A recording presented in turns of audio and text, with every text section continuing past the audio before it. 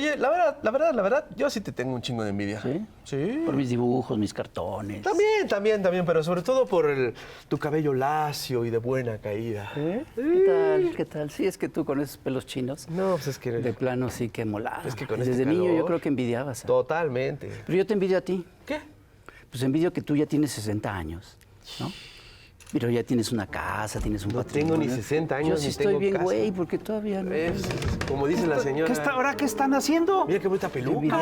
Peluca, man. Sí, sí se la cepilla bien, mira. No, pero ¿qué está? A ver, cepillado.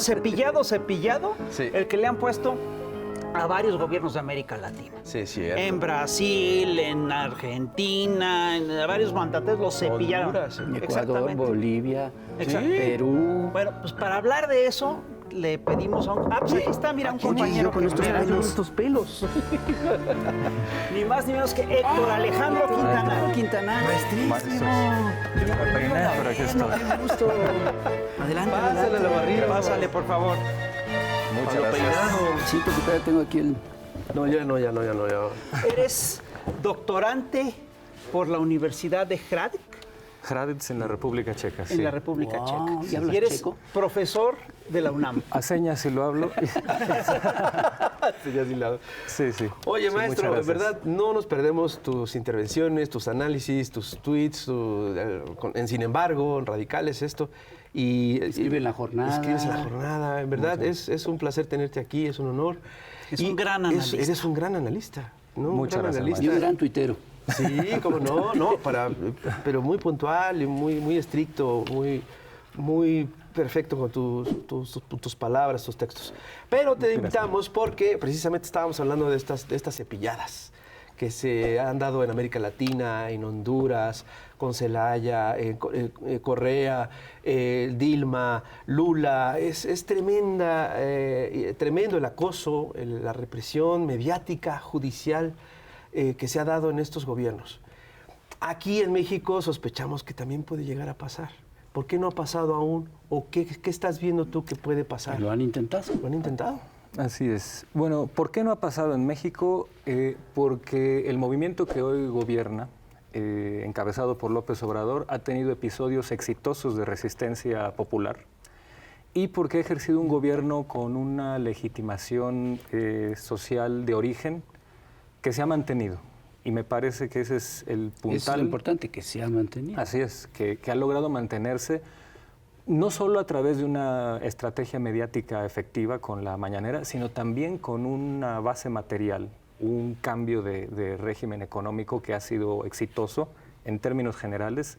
Y pues ante eso es difícil que el embate del adversario sea tan eficaz. Aunque lo preocupante es que en el caso de México sí ha existido este intento de deponer ilegítimamente a López Obrador, que es quien encabeza este movimiento. Y hay que decirlo con mucha claridad. En la historia de América Latina de los siglos XX y XXI, en un conteo que hizo Marcos Reutemann en un libro extraordinario que se llama Tiempos de Obscuridad, ha habido alrededor de 100 golpes de Estado en siglos XX y principios del XXI. De estos 100 golpes de Estado aproximadamente, solamente 2 han sido perpetrados por fuerzas que podríamos identificar con el progresismo, con las izquierdas, que fueron 2 casos específicos, uno en Perú y otro en Panamá, en 68 y 69. De ahí en fuera, todos los golpes han sido perpetrados por las derechas. Y de 1954 a los años 80, a 1989, en el contexto de la Guerra Fría latinoamericana, pues este periodo no solamente fue la regla, sino que fue el dominio total del Cono Sur y de Centroamérica, de toda América Latina, con algunas excepciones, donde destaca el caso de México. Es decir, en América Latina, tanto en ese siglo, el principal adversario de la democracia fue esta derecha golpista. Y en el siglo XXI las cosas han cambiado, pero en la forma, no tanto en el fondo. Sigue habiendo golpes ilegítimos, sigue habiendo defenestraciones ilegítimas, aunque ahora ya no se hacen como se hizo tradicionalmente por la vía en el siglo militar, XX, por la vía militar. Ahora es por la vía judicial, el famoso lawfare. Así es. Judicial y mediática. Y mediática, que Arantxa Tirado en su libro sobre lawfare, incluso ya dice que el primer caso es precisamente el de López Obrador con el desafuero. Así es. ¿No? En el primer caso bueno, hubo otros intentos previos. En abril de 2002 contra Hugo Chávez en Venezuela.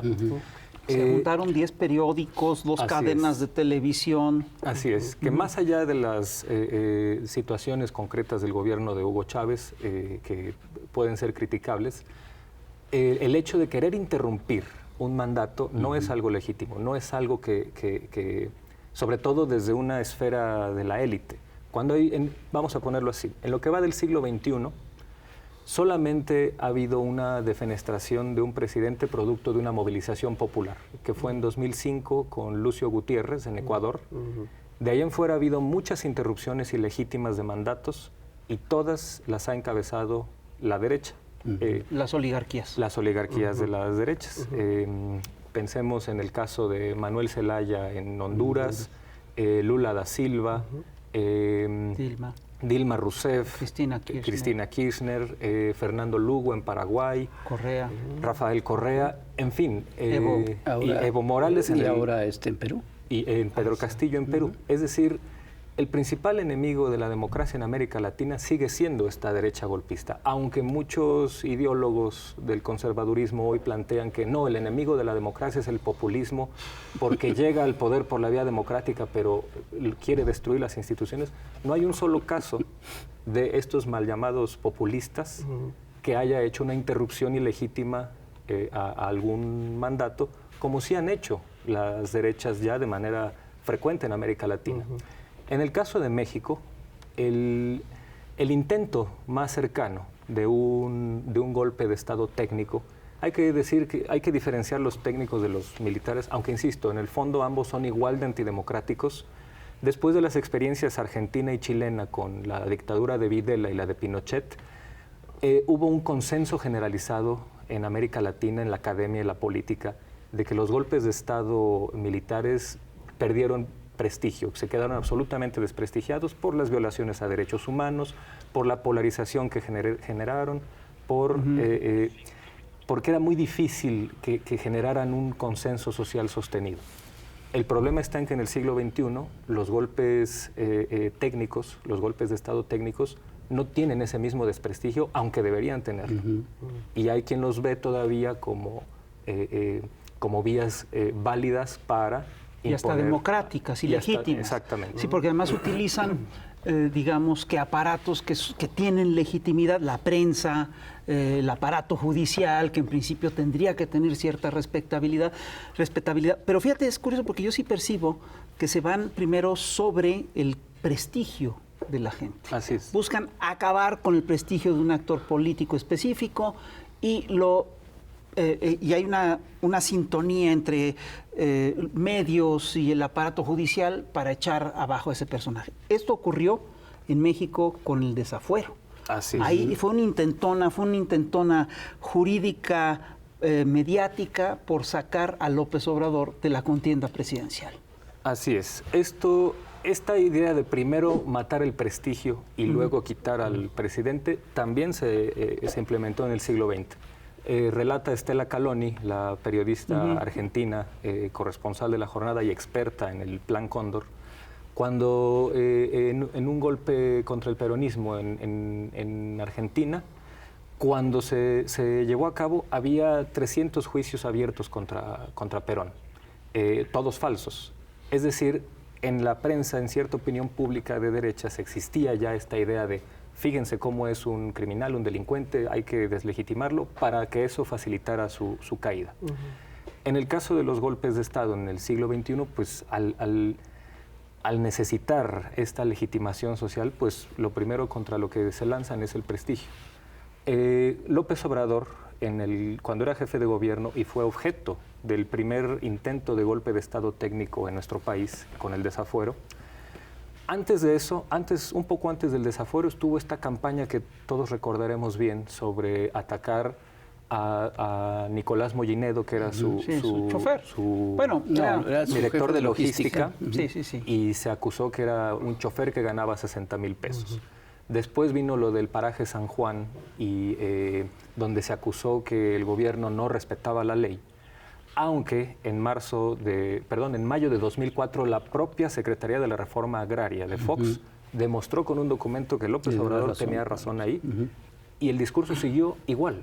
No hubo ningún cambio a pesar de la evidencia, y eso fue un intento para para pavimentar el suelo al desafuero. Bueno, luego vinieron los videoescándalos. Sí, bueno, y ese fue un golpe tremendo porque ahí, digamos, sí había ciertos elementos de parte del gobierno del Distrito Federal para acusar de X o Y, y entonces, pues, pero a pesar de eso, vino después esta acusación absolutamente infundada del desafuero y se convirtió en el primer intento de golpe de Estado técnico en México. Pero esto ya no es así, desde que Andrés llegó al poder ya no lo volvieron a atacar. No, yo creo que hoy, 2024, seguimos viviendo la resaca del desafuero. El contexto que hoy tenemos de la mal llamada polarización, de este grupo medio, en algunas instituciones, en el poder mediático, en el poder económico, que está obsesionado por deturpar a López Obrador, viene de ahí.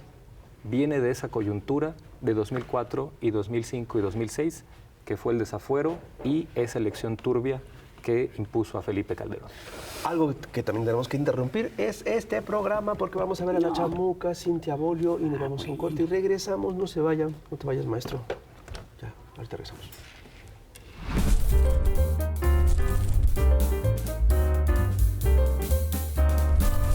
Querido lectorado, ¿cómo te me va? Te cuento que abril es el mes de la niñez, dedicando una fecha especial a esta etapa que es de la mayor importancia en la vida humana, y sin embargo, en nuestro país se sigue normalizando ese horror llamado matrimonio infantil contra las niñas. Según la UNICEF, el matrimonio infantil se define como la unión formal o forzada en la que una de las personas es menor de edad. Por una de esas extrañísimas coincidencias, resulta que el 99.9% de personas afectadas con este ahora delito son las niñas, es decir, las nacidas mujeres. Esta práctica se extiende sobre todo en zonas rurales, en comunidades indígenas, por los mal llamados usos y costumbres con los que se deshumaniza a las niñas al cosificarlas, y es una forma de abuso sexual, explotación y más violencias en el ámbito familiar y comunitario. En nuestro país se investigaron cifras en 2020 que encontraron entonces 300,000 personas sufriendo esta situación, mayoría de niñas y en sus años adolescentes. Se les deshumaniza desde las familias, que con frecuencia pactan la venta de sus pequeñas a cambio de dinero o bienes. El matrimonio infantil vulnera los derechos humanos de las niñas y se considera, al igual que la trata de mujeres, una forma de esclavitud.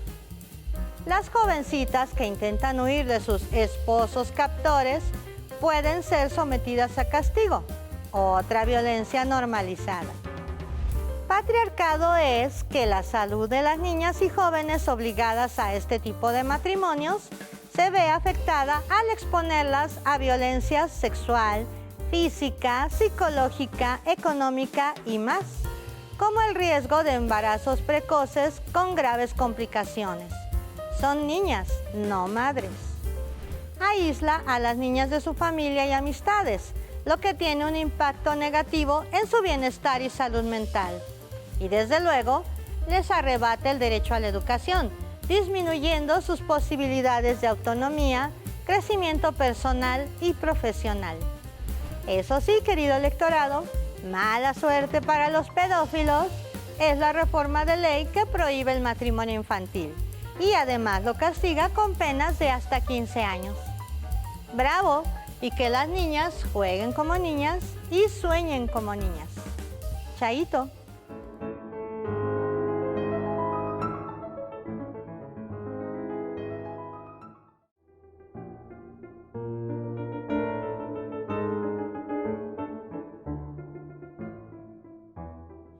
Y seguimos aquí en el Averno hablando ni más ni menos con Héctor Alejandro Quintanar, que ha hecho un seguimiento muy puntual de lo que son los golpes blandos en América Latina y en concreto en México. Tú estabas hablando de que el desafuero fue efectivamente el primer intento de golpe técnico en contra de un actor relevante en América Latina. Y luego siguieron otros golpes así en América Latina, algunos muy violentos, muy exitosos para quien los perpetraba. Pero yo sí te quiero preguntar, ¿sí ha habido una embestida mediática, jurídica, constante contra López Obrador en lo que va del sexenio? Sí, sin duda, aunque no ha tenido el éxito que sí tuvo relativamente el desafuero. Yo quiero ponerlo más o menos así.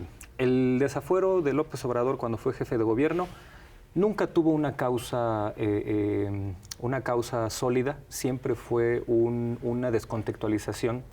El presunto terreno en litigio, la parte que estaba en litigio no era propiedad del quejoso. Los peritos que revisaron le dieron la razón al gobierno del Distrito Federal. Un primer juez que recibió el caso de parte del quejoso lo rechazó por infundado y tuvieron que buscar a otro juez vinculado al panismo para que le diera luz verde, y llegó a la PGR y se solicitó el desafuero. Aquí lo que hay que decir es que en ese momento algunos jueces dijeron que el desafuero era algo absurdo, algo que no procedía. Y pienso, por ejemplo, en el que era entonces ministro de la Suprema Corte, Genaro Góngora. Pienso en este primer juez que rechazó el caso. Después, en abril de 2005, cuando ya se desaforó a López Obrador y la PGR presenta el caso en el Juzgado 12 de la Ciudad de México, el juez lo rechaza porque está mal hecho.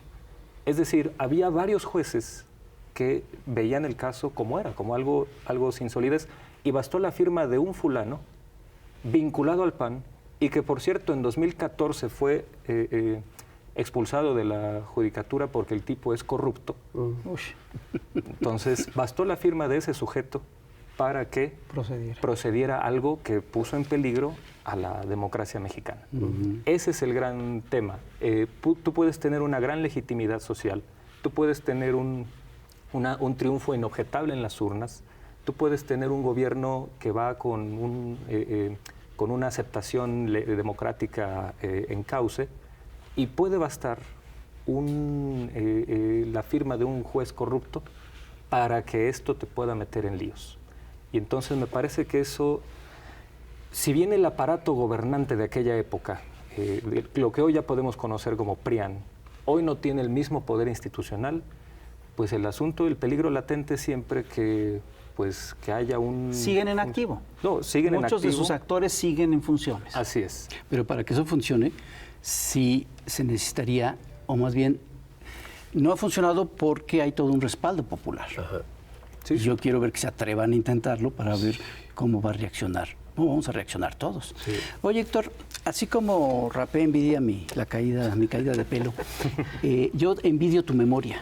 Sí, es impresionante. Y yo he visto que tienes como muy bien ubicados casi todos los intentos de desprestigiar a no solo el gobierno de López Obrador en estos 6 años, sino a López Obrador a lo largo de varias décadas ya, ¿no? Así como que tienes muy claro quién dijo qué cosa en qué momento, cuándo han tratado de desprestigiarlo, cuánto han mentido en todos estos intentos. Yo creo que si nos dijeras todos, nos estamos aquí 3 horas platicando o escuchándote, pero se podría hacer como que un recuento más o menos breve de todos estos intentos. Bueno, muchas gracias. Muchas gracias, primera instancia, por sus palabras, maestro. Bueno, y yo diría que el primero que yo tengo registro, probablemente no sea el primero en la historia regional de Tabasco, pero sí el primero que yo tengo registro es cuando los periódicos madracistas en los años 80 México acusaban que López Obrador... Digo, Tabasco. No me acuerdo si el Tabasco hoy precisamente, creo que era otro, no recuerdo el nombre, pero los periódicos tabasqueños madracistas acusaban a López Obrador de querer convertir las iglesias de la Chontalpa en células soviéticas. Entonces, Ese es, No me la sabía. Es que no suena muy parecido a lo que siguen diciendo ahora. por supuesto, es que el O sea, discurso... de eso a la campaña de TV Azteca en contra de los libros de texto, no hay diferencia. alguna. Está impresionante. En Tabasco eso tenía ecos porque Felipe Garrido Canaval, uno de los gobernadores históricos de Tabasco, sí había hecho cosas bastante salvajes, por ejemplo, que sacaba a los santos sacaba a los santos de las iglesias y los fusilaba. Entonces tenía esa repercusión. Sí, pero igual era ridículo. Sí. Bueno, Garrido Canaval era un referente del llamado jacobinismo en Tabasco por ser absolutamente anticlerical.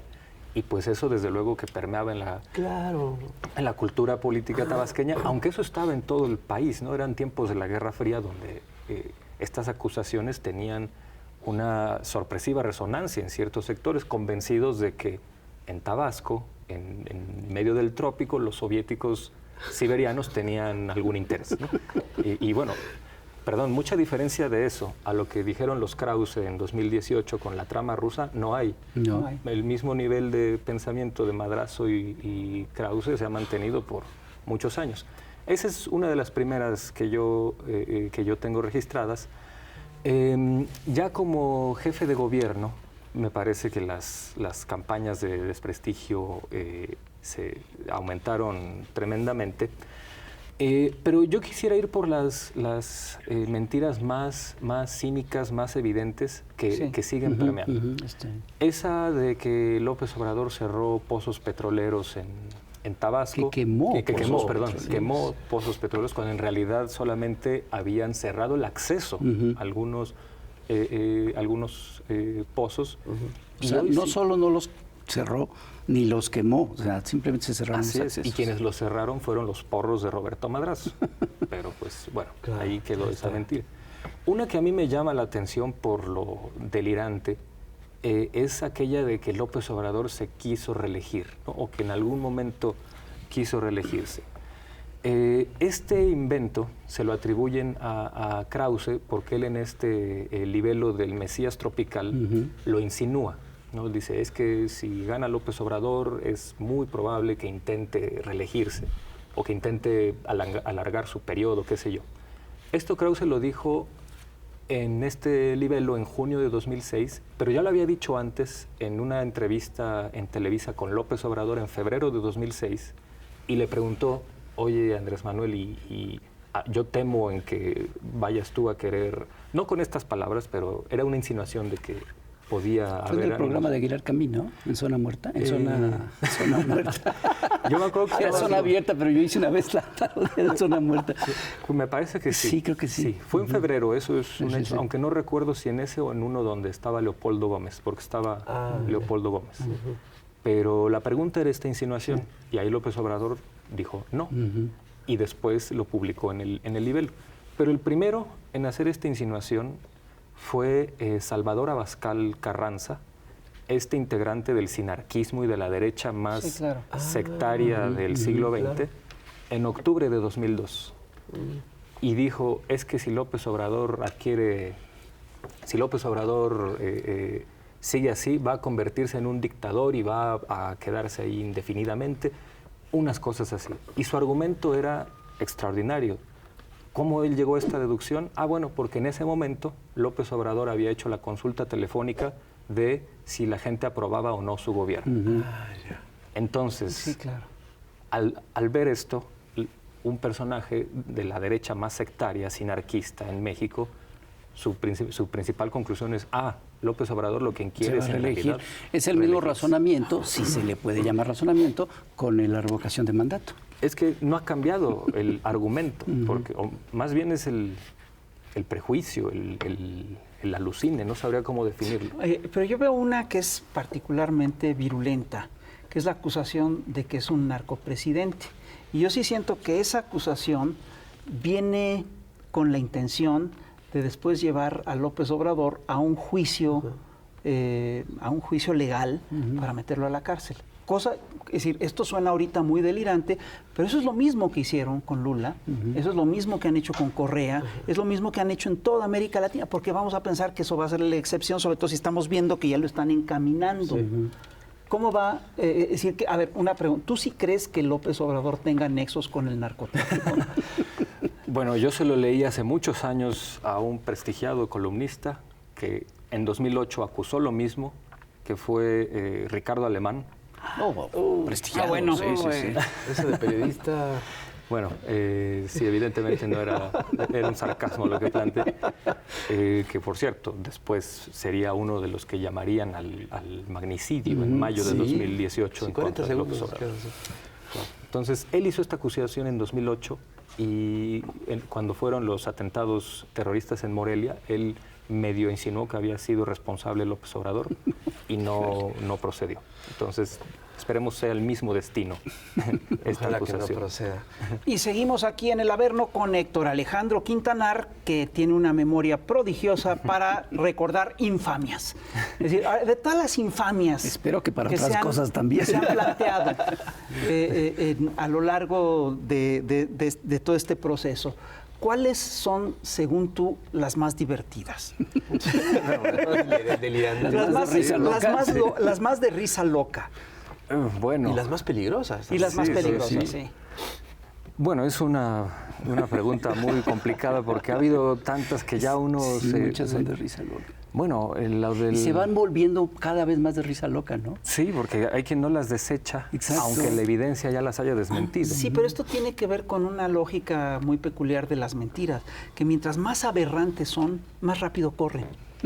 Sí, es un problema de nuestros tiempos con redes sociodigitales donde una nota falsa se reproduce 6 veces más rápido que una nota real o un desmentido. Pues a mí me parece, por ejemplo, cómica la de que López Obrador no se tituló o que su tesis está puesta en duda, porque la tesis no solamente está en el archivo de la UNAM abierto al público desde hace décadas, sino que está como publicada como libro desde hace 40 años, ¿no? Y aún así hay quien dice en periódicos nacionales que hay que ponerlo en duda.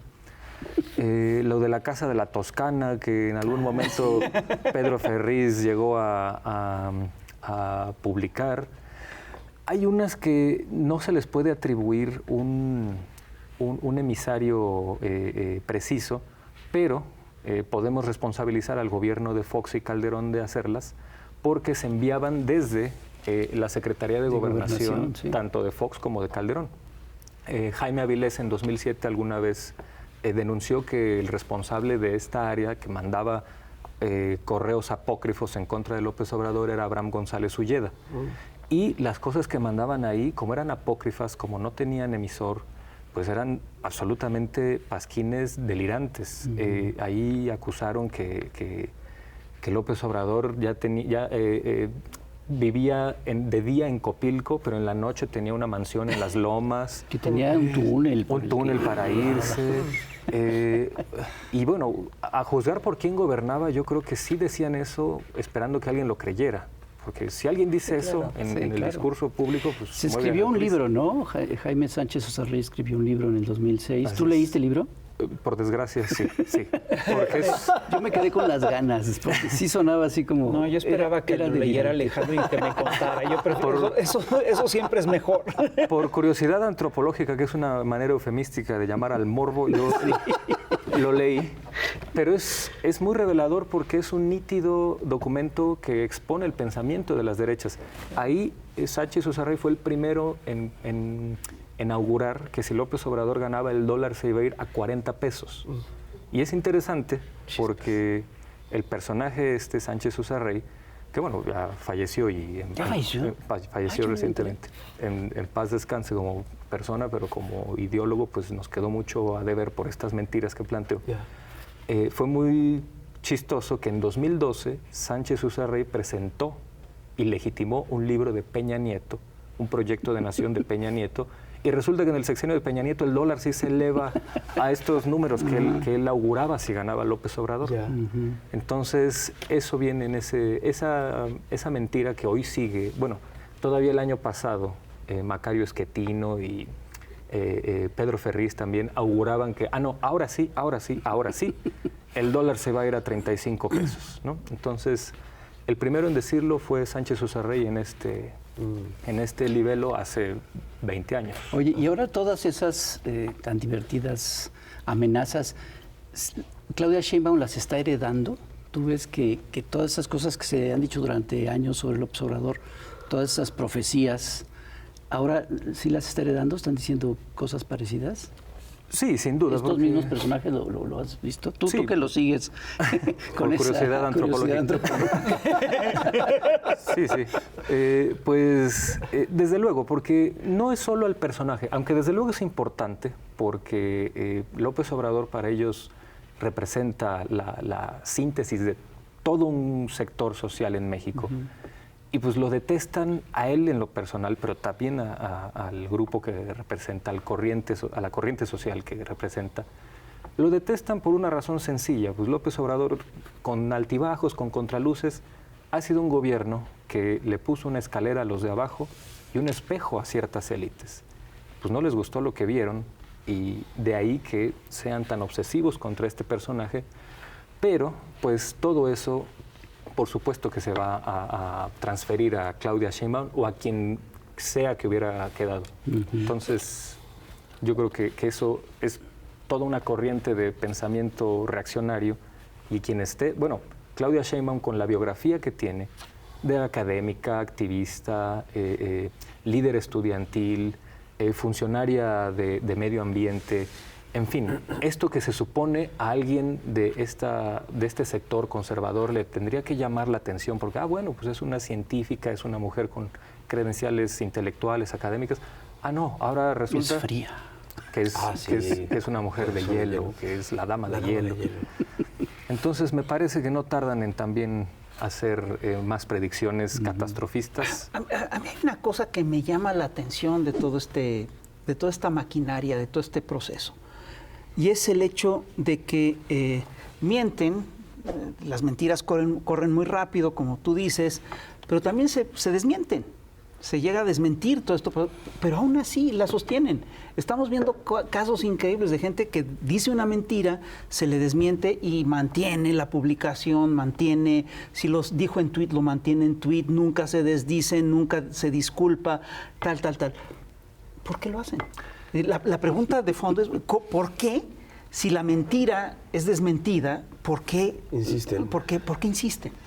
Yo creo que es porque tienen una minoría reaccionaria radicalizada a la que les interesa hablarle y seguirle dando esta dosis de odio que necesitan para seguir sintiéndose identificados. Se cohesionan alrededor del odio y las mentiras ayudan a fomentar el odio y están manteniendo esa clientela.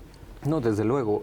Es un problema que hoy enfrentan las derechas mexicanas porque es un poco decía Luis Javier Garrido, de esquizofrenia ideológica. El hecho de que al mismo tiempo tengan que, por ejemplo, comprometerse a no mover programas sociales y al mismo tiempo tengan que hablarle a la gente que odia que haya inversión social, que haya una preocupación por los pobres.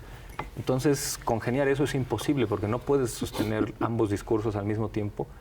Y pues ese intento, que a todas luces tiene que ser fallido, pues es lo que los tiene en esta lona de la cual no pueden salir, porque pues cuando han labrado una postura política a través de menospreciar y odiar al adversario, si fueran diferencias legítimas de proyecto de país, de ideas, sería muy saludable para la democracia. Pero en realidad se obsesionaron con un personaje y el movimiento que ha construido, pues con base en más prejuicios y mitos que en realidades. Siempre han dicho lo que López Obrador va a hacer, lo que Claudia Sheinbaum va a hacer, y nunca se han asomado a ver lo que realmente han hecho, ¿no? Entonces, poner los prejuicios por delante lleva a que de pronto digan, como dijo Germán Martínez hace muchos años, López Obrador no se ha titulado, le vamos a poner una denuncia por usurpación de funciones, y al día siguiente él tuvo al menos la decencia de reconocer en público, en el mismo programa, que se había equivocado. Dijo, no, la UNAM ya dijo que sí se tituló, le creo,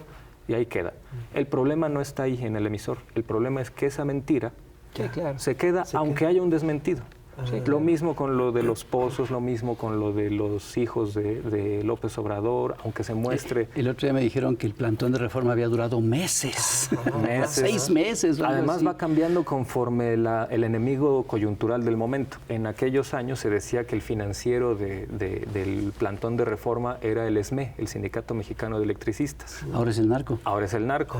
Si de pronto vuelve a salir el tema de Rusia y Ucrania en la agenda mexicana, va a ser Putin. Entonces, Plantón que duró años. Exactamente. Es que alimentan sus propios prejuicios. Es como el chiste del señor que le dicen que es mentira. Dice, ¿cómo va a ser mentira si es exactamente lo que yo pienso? Sí, claro. ¿No? Sí. Oye, Héctor, tú al principio del programa hablaste de la mal llamada polarización. Yo oigo que mucha gente habla de eso, de la polarización. Tú dices que es mal llamada. ¿Por qué?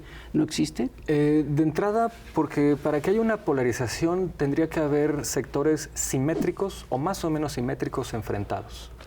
Y en el México no es el caso. Claro. Hay una aprobación política mayoritaria a favor de López Obrador. Hay mucha gente que legítimamente prefiere mantenerse al margen de estas disputas políticas. Y la parte que se queja de la polarización en realidad se reduce al círculo rojo, a este círculo de comentócratas que se sienten ellos la representación de la nación y como ellos lo ven en términos de blanco y negro, pues yo creo que lo que hay es dentro de este círculo rojo más bien una maniqueización, un intento de decir todo lo que nosotros hagamos está bien aunque no se cumpla en la realidad y lo que hace el gobierno y el movimiento que le da fondo está mal. Entonces... A ver, pero aquí hay algo curioso, porque este mismo sector que habla de la polarización y de que el país está muy encontrado y que las posturas son irreductibles, etcétera, es después también el que hace guerra sucia. No, claro. Y el que llama a hacer la guerra sucia. Y yo sí creo que si algo ha polarizado a las sociedades latinoamericanas es precisamente la guerra sucia. Por supuesto. Pensemos en esta parte. Que haya un presidente que insulte no a su adversario, sino a los votantes del adversario, fue algo que se inauguró con Vicente Fox. Él lo hizo al llamar renegados a los votantes de López Obrador. Poco tiempo después, Felipe Calderón hizo lo mismo llamando pejechairos a los votantes de López Obrador.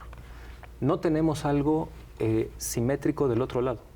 O sea, que el movimiento que encabeza López Obrador haya algo hecho, por ejemplo, que el mismo López Obrador haya insultado a los votantes Eso no pasa. No ha pasado. Pero te van a decir que sí, que les llama fifís.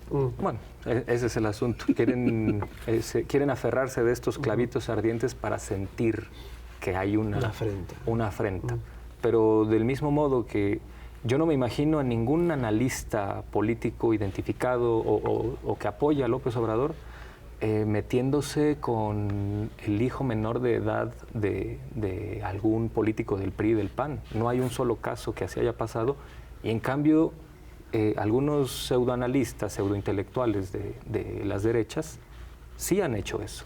Aurelio Azaín lo hizo, se acosó, hostigó por redes sociodigitales al hijo menor de edad de López Obrador. No hay nada que haya equivalente del otro lado. Entonces no hay tal polarización.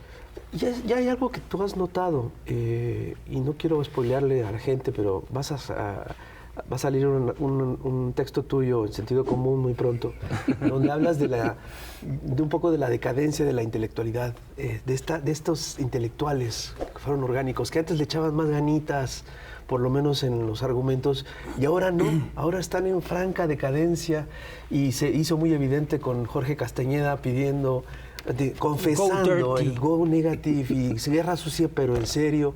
Go negative. ¿Cómo puedes plantear esto o adelantarnos? Sí, bueno, yo sostengo que más que una decadencia es una revelación de su real tamaño.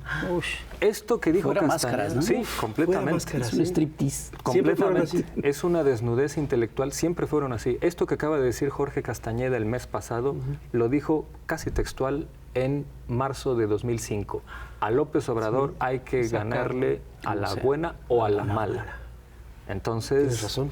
Ya son 20 años y esta gente hoy está fuera del poder político, del poder institucional. Pero en ese momento ellos estaban en el poder político. Este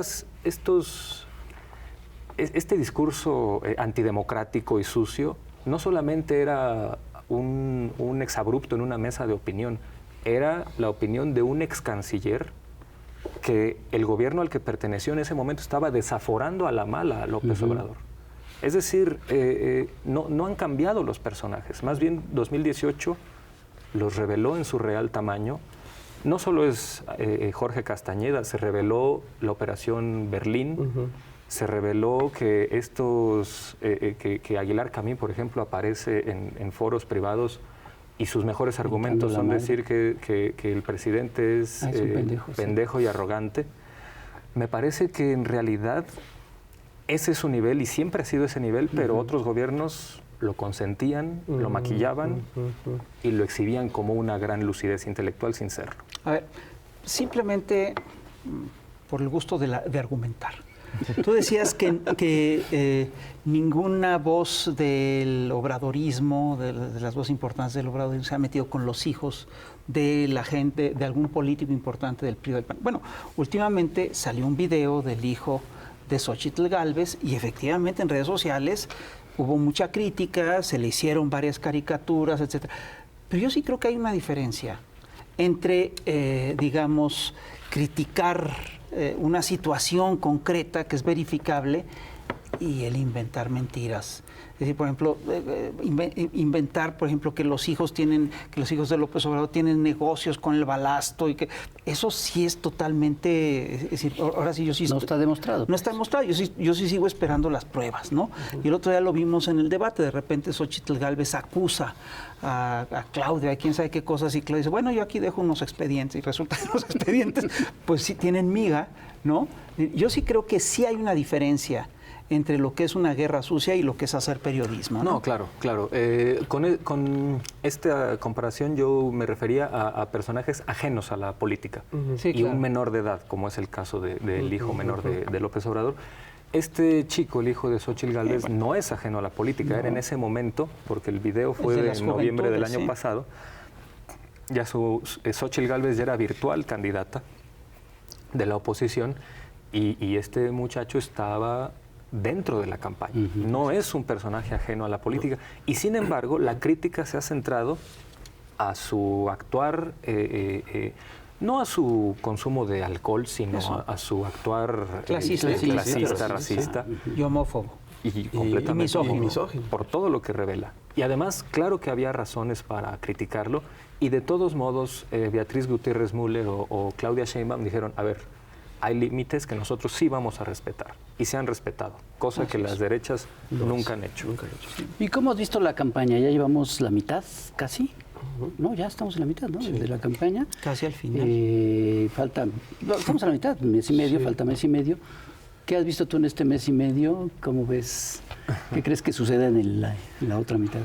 Pues ya pasó el debate. Ya pasó yo creo que pues todo lo que la comentocracia opositora esperaba de Xóchitl Gálvez estuvo siempre solo en sus expectativas y nunca en la evidencia. En sus fantasías. En sus fantasías, en su deseo de ver un producto milagro que les ayudara a resolver en 4 meses lo que en 5 años no han hecho. Y pues yo lo decía en otro foro, aunque tengas el mejor piloto de carreras, si el auto que le ofreces es uno cuyas llantas son el PRI, el PAN y el PRD, pues no va a avanzar. Y resulta después que el mejor piloto de carreras no era el gran piloto que esperabas, no era la gran pilota que esperabas, pues el resultado es ese. Una candidata trastrabillante, una candidata que no tiene contenido ideológico y que trató de basar su campaña en esta parte dicharachera, en esta parte de ocurrencias para ganarse a cierto electorado y después inventar la tesis de que, bueno, yo también vengo de cierto progresismo, entonces puedo jalar base obradorista. Entonces, cuando pasa eso... Pero tenía esas supuestas virtudes de charachera, y ellos no se las quitaron. Totalmente. La calderonizaron. ¿La calderonizaron? Sí. La calderonizaron ella no tiene perdón también, ella es responsable de haberse calderonizado. No solo con unir a su equipo a personajes impresentables como Max Cortázar, como cualquiera de los nombres, como muchísimos, sino que ella dejó de lado esto que pudo haberle granjeado un poco de simpatías, y pues se calderonizó completamente. No solo por reivindicar cierto proyecto que viene desde esos años del calderonismo, sino también pues hablando sobre la seguridad pública en los términos de aquella época, y también con esta idea de voy a hacer campaña sucia. Ellos tienen la fantasía de que en 2006 eso les ayudó y eso convirtió a Calderón en un producto milagro. Pero la variable que olviden es que en ese año hubo un fraude electoral que hoy tienen menos posibilidades de hacer. Y otra variable es la gente. Por supuesto. O sea, la sociedad mexicana no es la misma que en el 2006. Exacto. Así es. Pero estamos hablando de las campañas de guerra sucia que hemos tenido en este sexenio. Y yo creo que estamos olvidando un actor que es fundamental, ¿no? Es decir, está el caso del grupo de Mexicanos contra la Corrupción, que recibe directamente dinero de la USAID, de la National Endowment for Democracy, y que paga cantidades muy fuertes por reportajes a modo, que en realidad no son bastante insustanciales, pero que sí cuentan son historias bastante construidas con la finalidad estricta de desprestigiar a un actor político. Sí, no es casual que a partir de 2018, tras el sacudimiento electoral inédito, sin precedentes en México, que fue la victoria de López Obrador con 30 millones de votos, los partidos de la oposición hayan quedado pues noqueados, no enterrados políticamente, pero sí noqueados. Aturdidos completamente, debilitados, y es muy revelador que ese hueco que dejaron estos partidos en crisis se quiso llenar a través de periodistas golpeadores, como fue el Reforma dirigido por Juan Pardinas, y por un empresario de no muchas luces como Claudio X. González. Que bueno... Qué elegante. Sí. No, sí, es fascinante. Sí. Bueno, es que... No muchas. A mí me da la impresión de que la estrategia de Claudio X. González es más similar a la del coyote contra el correcaminos. Sí, claro. Porque ha persistido en lo mismo. Ha persistido en lo mismo. Usar notas falsas, gritar corrupción sin documentarla, y pues hacer un llamado a que los partidos debilitados se unan para ver si uniendo desprestigios se logra cierto prestigio, cuando quizá hubiera sido más fácil para estos partidos procesar por sí mismos sus negativos sin unirse y pensar en mediano plazo o a largo plazo para construir una mejor oposición. Pero no, me parece que dejar buena parte de la dirección de la oposición en un hombre que pues no ha ganado nada electoralmente, en un hombre que su mejor currículum es haber sido parte del equipo asesor de Salinas o ser un junior del Fidel Velázquez del sector privado, como lo llama Álvaro Delgado. Me parece que eso habla de su carencia de liderazgos. Me parece que desesperadamente, al no tener en el círculo político de sus partidos algún rostro que genere consensos, pues decidieron buscarlo por fuera, y pues lo que encontraron pues no fueron muchas luces, como tampoco ayuda. Tampoco Oye, ayuda. ¿crees que en lo que queda de campaña el Xóchitl Gálvez pueda hacer algo? ¿O se va a ir al tercer lugar? ¿O crees que Maínez? Si sigue como va, a lo mejor hasta abajo del abstencionismo y de Cantinflas podría quedar. Yo pienso que en política no hay enemigo pequeño y siempre hay impredecibles. Pero tampoco se vale con esta tesis desdeñar las inercias y las tendencias y los números. Claro. Me parece que hoy tenemos muchas posibilidades de que Claudia Sheinbaum gane, sin importar lo que pueda hacer Xóchitl en campaña. Lo que ocurre es que las campañas no son el partido de fútbol que hay que ganar. Me parece que las campañas son apenas un eslabón de un partido de fútbol más grande que el movimiento que representa hoy Claudia Sheinbaum tiene ganado desde hace tiempo, con la popularidad del presidente, con la trayectoria de ella como gobernante en Ciudad de México y Tlalpan, con la aceptación que tiene este movimiento en general desde el primer día de gobierno hasta hoy. Enfrentar eso no es enfrentar una cancha dispareja, es más bien que la oposición no ha tenido el equipo el equipo suficiente para hacerle frente a un equipo que es simplemente en este momento mucho más fuerte que ellos. Por eso han decidido echarle la culpa a la cancha, echarle la culpa al árbitro. Y si aparte resulta que su jugadora estrella, que es su candidata, dice cosas como la de si no tienes casa a los 60 años estás muy güey, insultando a todo un sector de la sociedad, o desempeñando un debate tan yo pobre. En mi caso sí estoy muy güey. Yo también, sí. No, lo peor es que hay gente que está muy güey y tiene hasta la dirección de ciertos partidos, ¿no? Entonces, de partidos políticos. Me parece que eso es no entender cómo funcionan las élites en México y cómo funciona la desigualdad y la pobreza en México, donde no recuerdo qué autor fue el que dijo, la desigualdad es tal y el poder de las élites es tal que no importa cuán tonto seas, pero si perteneces a las élites es casi imposible que caigas. Claro. Sí, claro. Y del otro lado, si eres pobre, no importa cuán brillante seas, es muy difícil que salgas de la pobreza. Me parece que esto ha cambiado a partir de 2018 y es lo que la oposición no entendió. Y pues se quedaron... No he entendido, lleva casi 6 años sin entender. Es que su filosofía de vida es otra, su filosofía sobre el mundo es otra. Es la idea de que está bien la desigualdad, está bien que haya gente que valga menos, está bien insultar a los pobres, está bien insultar a los nacos. Pero eso sí, en campaña pedirle su voto. Entonces, con eso... Sí, pero lo que estás definiendo es precisamente lo que a lo largo de varios siglos define a los grupos conservadores. Es la idea de que está bien que haya quien tenga grandes privilegios y que es natural que hay sectores que no tengan derecho a nada. Es muy justa la injusticia. Es natural. Es natural. No, es decir, es inevitable, siempre ha sido así. Y es... Ricardo Salinas lo dice, lo ha siempre defendido. ha sido así y no hay manera de cambiarlo. Entonces, pues, aceptemos que ellos se merecen todo, ¿no? Entonces, esto pues sí va un poquito en contra de la historia de México, ¿no? No, por supuesto. De los grandes movimientos sociales de México. Sí, bueno, es que muchos conservadurismos, no todos, pero muchos conservadurismos tienen una raíz religiosa para la cual cualquier cambio en el mundo es un atentado contra un orden natural y divino, que natural es una manera también eufemística de referirse a una creación divina, porque para ellos el mundo ideal está al principio de la historia y no al final. Porque para ellos el mundo... bonito. Esto es una idea de Norberto Bobbio que plantea a los conservadores. Se definen por este pensamiento de que el mundo ideal está al principio de la historia.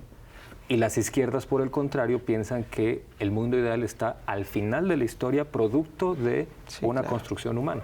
Claro. Mientras estas diferencias ideológicas existan, como hoy vemos que existen, seguirán existiendo derechas e izquierdas, aunque en muchos momentos de la historia ciertas derechas han tenido la sensatez de decir, bueno, a ver, hay que ver por qué.